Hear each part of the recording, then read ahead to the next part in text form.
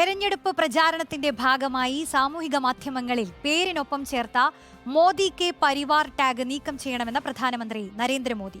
BJP. നേതാക്കളോടും പ്രവർത്തകരോടുമാണ് പ്രധാനമന്ത്രി ഇക്കാര്യം ആവശ്യപ്പെട്ടത്. നരേന്ദ്രമോദിയുടെ മന്ത്രിസഭയിൽ കുടുംബാധിപത്യമാണെന്ന് രാഹുൽ ഗാന്ധി ആരോപിച്ചതിന് പിന്നാലെയാണ് മോദിയുടെ ഈ ആഹ്വാനം. ഇതിനെക്കുറിച്ച് സംസാരിക്കുന്നത് ഷബാസ് അഹമ്മദാണ്. ഷബാസ് വരൂ.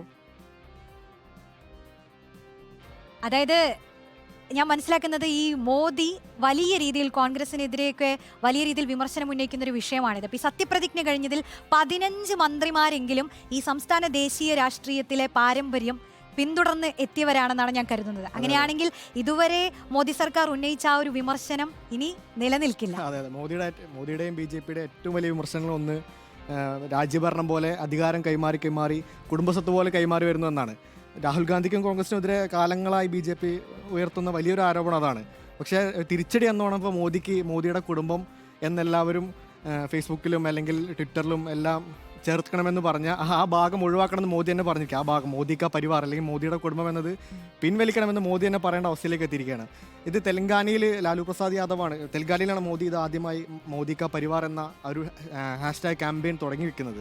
ലാലു പ്രസാദ് യാദവ് മോദി കുടുംബമില്ലാത്ത ആളാണെന്ന് പറഞ്ഞതിന് മറുപടി കൊടുക്കാൻ വേണ്ടിയിട്ടാണ് ബി.ജെ.പി. അത് തുടങ്ങി വെച്ചത്. പിന്നെ അത് വലിയ രീതിയിൽ ട്രെൻഡായി. മോദി കാ പരിവാർ എന്നത് രാജ്യം മൊത്തം ഏറ്റെടുത്ത് ബി.ജെ.പി. പ്രവർത്തകരാകെ ഏറ്റെടുത്ത് വലിയ രീതിയിൽ ട്രെൻഡായി മാറി. പക്ഷേ അതിനുശേഷം രാഹുൽ ഗാന്ധി ഈ പുതിയ മന്ത്രിസഭ 2024 ലോക്സഭാ ഇലക്ഷന് ശേഷം പുതിയ മന്ത്രിസഭ അധികാരമേറ്റതിന് പിന്നാലെ രാഹുൽ ഗാന്ധി വലിയ തരത്തിലുള്ള ആരോപണങ്ങൾ ഉന്നയിച്ചു. ഈ മന്ത്രിസഭയിൽ 20ഓളം മന്ത്രിമാർ ഇതുപോലെ പാരമ്പര്യം കൊണ്ടുവന്നവരാണ്. പാരമ്പര്യ ദേശീയ രാഷ്ട്രീയത്തിലോ അല്ലെങ്കിൽ സംസ്ഥാന രാഷ്ട്രീയത്തിലോ ഒക്കെ അവരുടെ പിതാക്കന്മാരും മറ്റും പലരും ചെയ്തതിൻ്റെ പേരിൽ ആ പാരമ്പര്യത്തിൻ്റെ പേരിൽ കയറി വന്നവരാണ് എന്ന് രാഹുൽ ഗാന്ധിയുടെ വിമർശനം ഉയർന്നിരുന്നു. ആ വിമർശനത്തിന് പിന്നാലെ മോദി ആകെ കുടുങ്ങിയ അവസ്ഥയിലേക്ക് എത്തുകയും അത്തരത്തിൽ പിൻവലിക്കണം, അല്ലെങ്കിൽ മോദി കാ പരിവാർ നിങ്ങൾ എപ്പോഴും എൻ്റെ കുടുംബമായിട്ടുണ്ടാവും, പക്ഷേ നിങ്ങൾ ആ ഹാഷ്ടാഗ് ഇട്ടൊക്കെ പിൻവലിക്കണം, ഇനി അങ്ങനെ വേണ്ട എന്നുള്ള തരത്തിലേക്ക് എത്തുകയായിരുന്നു.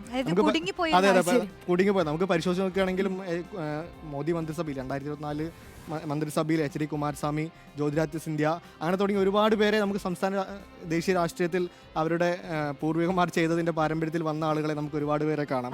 അതിൽ തന്നെ കോൺഗ്രസിൽ നിന്ന് പോയവരായാലും ജിതിൻ പ്രസാദ് ഉൾപ്പെടെയുള്ളവർ കോൺഗ്രസിൽ നിന്ന് മാറിപ്പോയവരായാലും അതേപോലെ ആ കുടുംബ പാരമ്പര്യത്തിൻ്റെ മഹിമയുടെ പേരിൽ കയറി വന്ന ആളുകളാണെന്നുള്ള വിമർശനമാണ് കോൺഗ്രസ് ഇപ്പോൾ ഉന്നയിച്ചിരിക്കുന്നത്. അതിൻ്റെ പേരിലാണ് മോദി കാ പരിവാർ എന്നത് പിൻവലിക്കണം, അത് എടുത്തു മാറ്റണം, നിങ്ങൾ എപ്പോഴും എൻ്റെ കുടുംബമായിട്ടുണ്ടാവും എന്നൊക്കെ പറഞ്ഞ് തടിയൂരാനുള്ള ഒരു ശ്രമം നടത്തി വരുന്നത്. ഈ ഗാന്ധി കുടുംബത്തിനെതിരെ വലിയ രീതിയിൽ തന്നെ അത് ബി.ജെ.പി. എല്ലാ കാലത്തും വലിയ വിമർശനമായിട്ട് ഉന്നയിച്ചിരുന്ന ഒരു കാര്യമാണത് അല്ലേ?